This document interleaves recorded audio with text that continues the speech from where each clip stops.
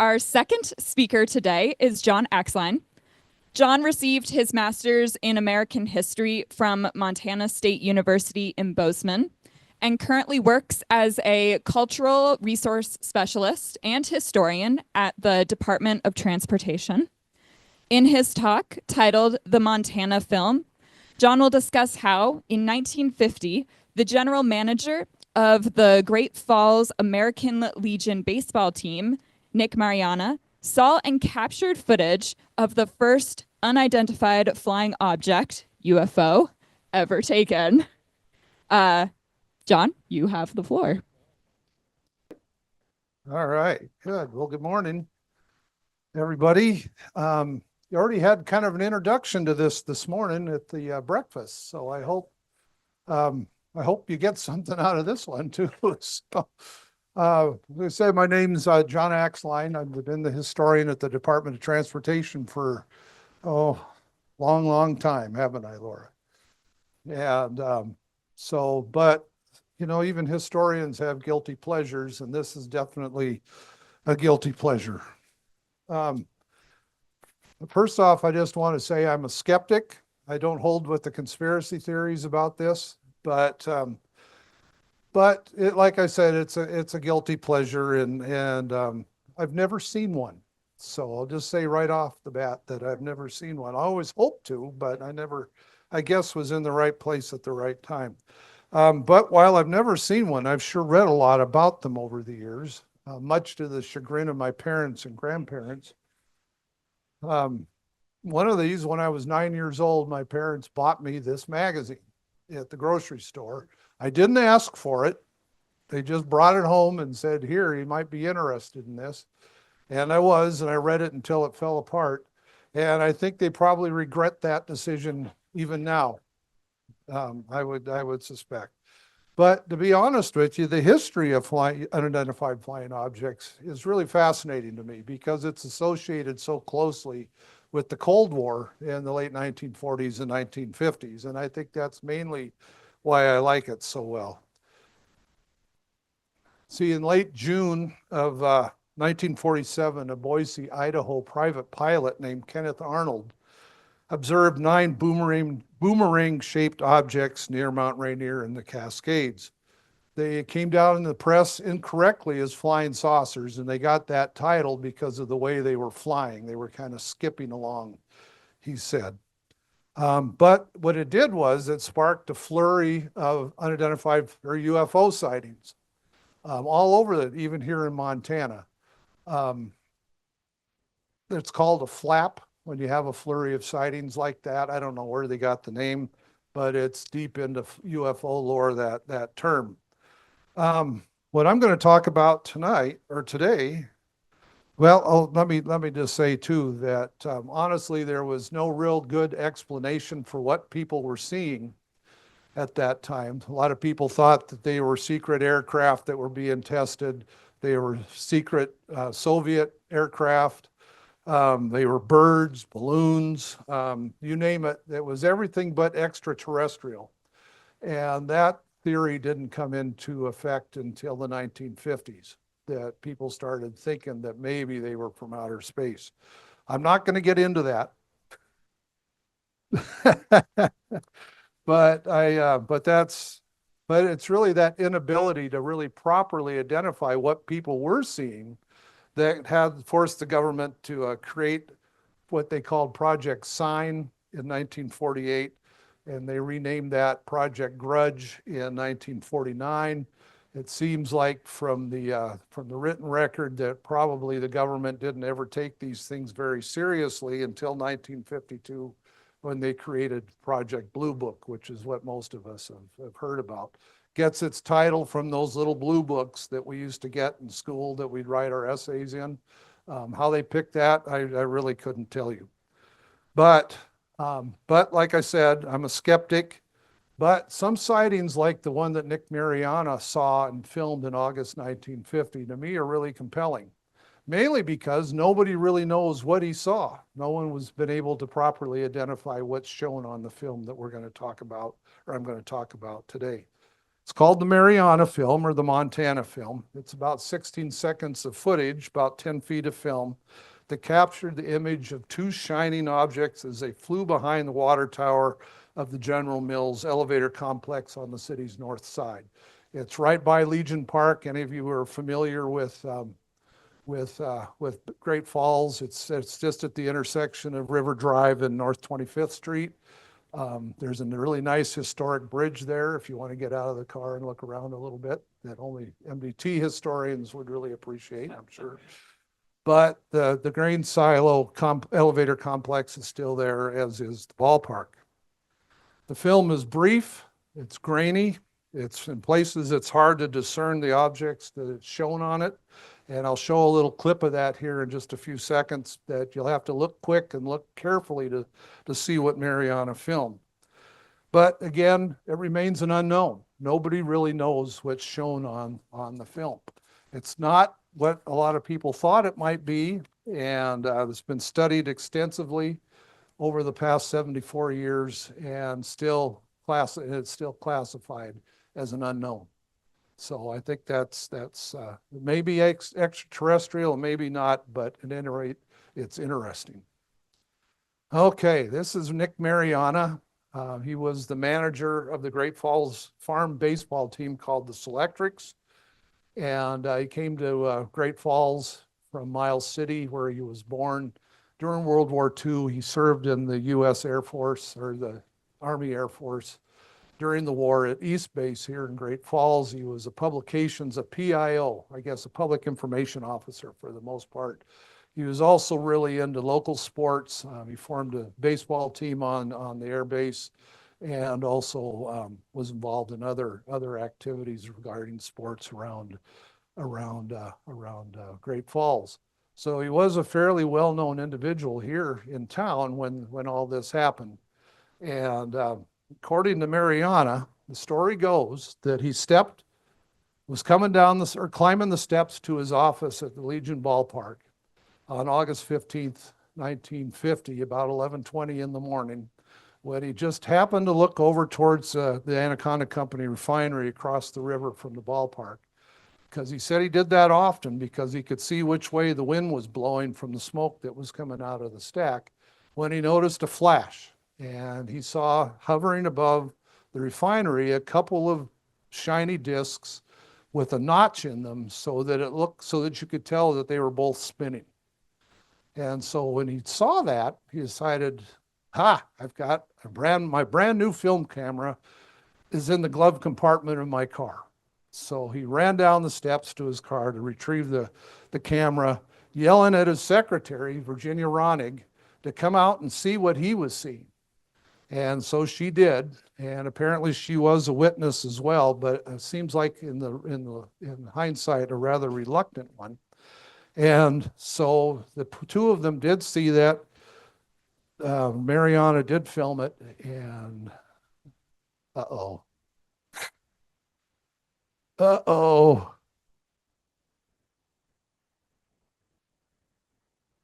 Did I miss something? Okay. Let's see. Over here. Got to go back. There it is, the little dots. Okay. So is he going to play on YouTube? Because I just need to open up the browser in another window. There we go. Sorry. It's okay. Is that it? Yep. Well, yeah, we can go back to the beginning. That would be great.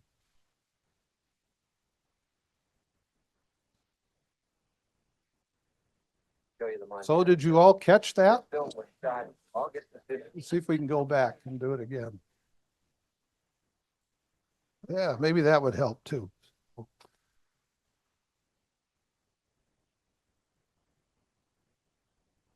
How's that? Better? Okay. Now we'll try it again and see what happens. Yep, that's it. This is it.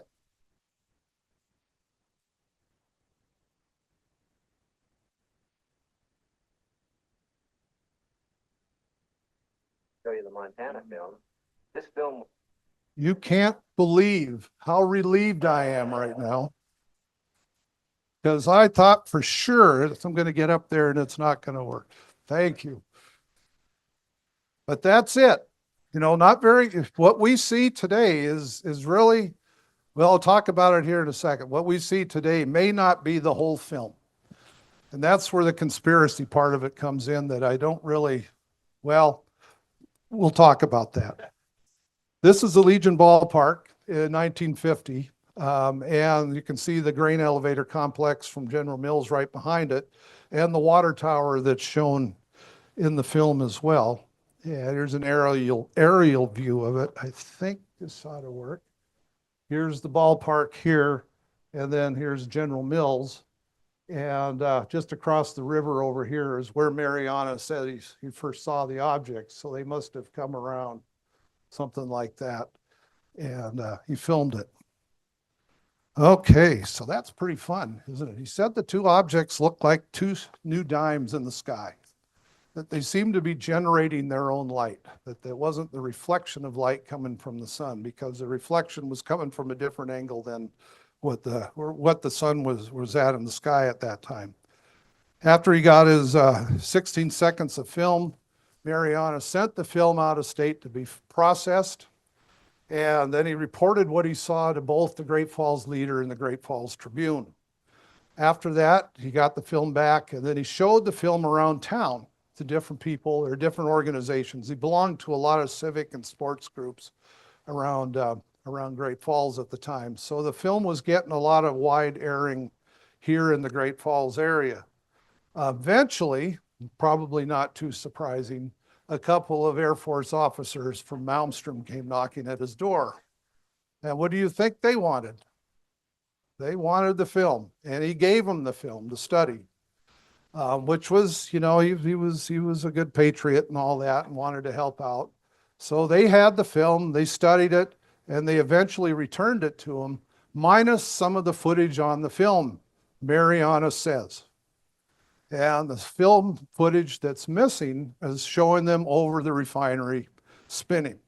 And it shows the objects in a lot greater detail than what the film we have now does.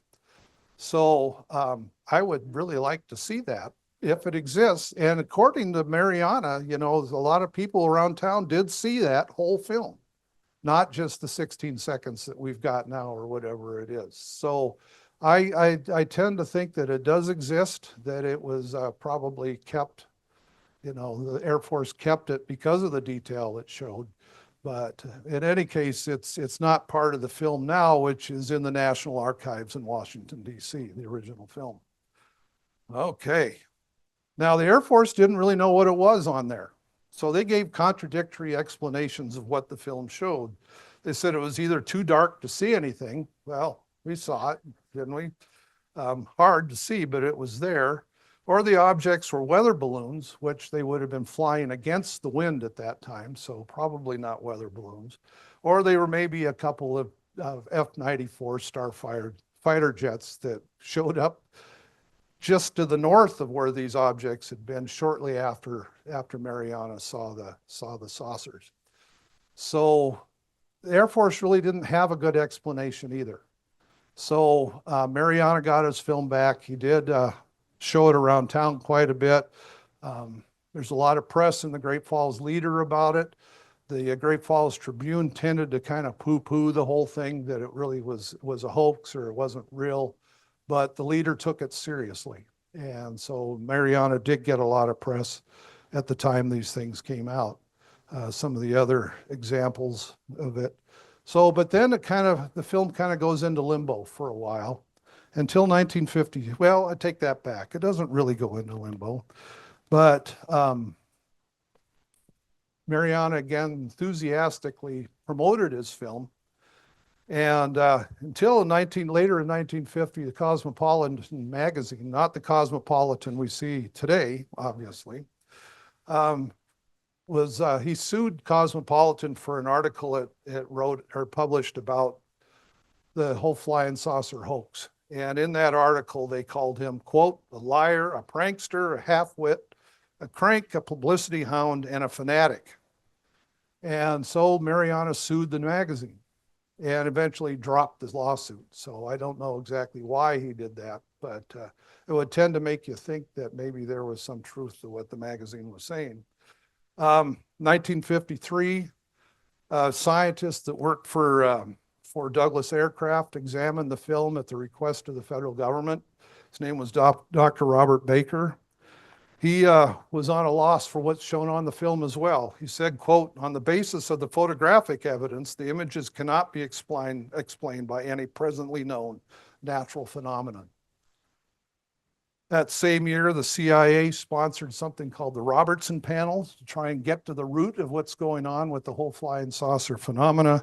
And it concluded in that panel that, which didn't really take the whole issue all that seriously, by the way, did conclude that the objects shown on the film were not birds, balloons, or meteors. They seemed to be generating their own light. So even as early as 1953, it seems as if people didn't know exactly what was on that film. And I think part of the reason they didn't was because they fly behind that water tower at the grain elevator complex. So that kind of gives them an idea how fast they may have been traveling, and that they weren't standard aircraft at that time. They were too fast for birds, too slow for meteors, and they were flying against the wind. So I leave it up to you. What do you think is on there? I don't know, but it sure is a good mystery that historians love mysteries. Right, Janet? All right. Okay, the Robertson panel did conclude that they were unknown, that it was showed unknown objects on that film. In 1968, the University of, well, let me jump back a little bit. 1956, there was a movie that came out called UFO, Unidentified Flying Objects, that was kind of an exploitive film that took advantage of the flap that was going on at that time. And Mariana is featured in the film, and you can see him there in the upper part of the lobby card on the left. And this is part from his interview on the left there as well. And he just explains what it is that happened. I saw him when I was at work, came down up the stairs, saw them, came down, got my camera. I filmed them. He talks about what kind of camera it was. It's brand new. And he thinks that it shows two unidentified flying objects. So, but actually that film was the first time that Mariana film got more than just local exposure. So it was the first time that national audiences really had an opportunity to see that. And it was the first time that a UFO sighting was caught on motion picture film. There's another view. I love these posters for this movie. It's a horrible movie. If you ever want to watch it, I finally got to see it, and I thought, good God, this is bad. So, but in any case, it was good for promoting that film for Nick Mariana. Uh-oh. Well, that wasn't my intent, but that's apparently my last slide. I don't know what else I could show. 1968, the University of Colorado did sponsor a study group on the UFO phenomenon called the Condon Committee. And they were a little bit mixed about what was shown. Some of them thought that it was some kind of natural phenomenon. Some thought that it was something unidentified on there. And but one of the members, a man by the name of, well, I don't remember his name offhand, did later write that he said, quote, this movie did more, this one sighting of all time that did, this is the one sighting of all time that did more than others to convince me that there's something to the UFO problem. So now after 74 years, there's still no consensus to what's shown on that film.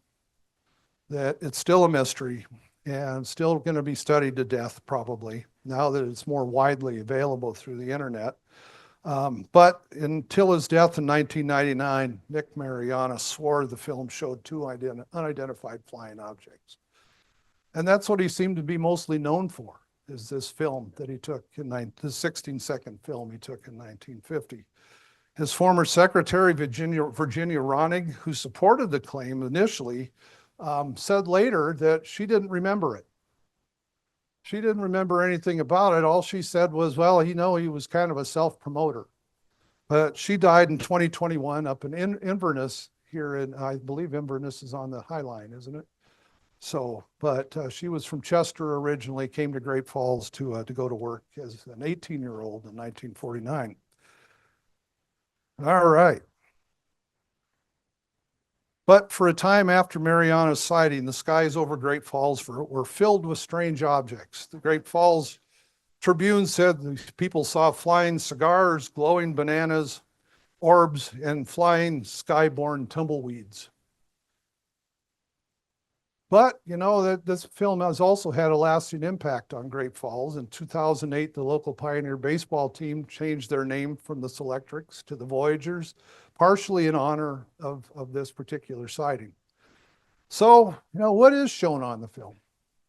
Your guess is as good as mine. Could be natural, could be two genuine flying saucers. Who knows? You know, I don't think there's any way to really find out. But they're definitely UFOs. They're unidentified flying objects in any case. So whether you're a skeptic or a believer, the Montana film has become a recognized part of Great Falls history and an important part of UFO lore as well. So I think really that Nick Mariana would be proud of that, if nothing else. So that's one guy I would love to have met before he died and talked to him a little bit about this. Not so much about what's shown on it, but what happened to him afterwards. So with that, I'm all done. So thank you.